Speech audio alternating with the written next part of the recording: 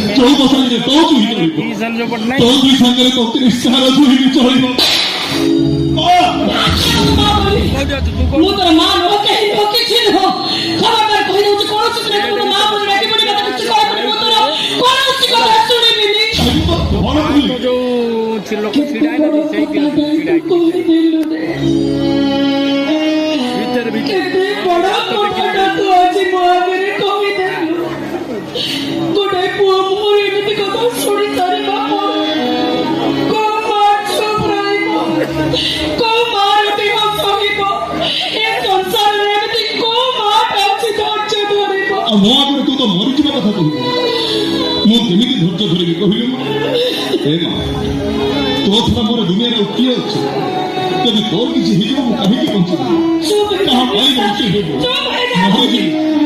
ମୋ ଦେହରୁ ଜୀବନ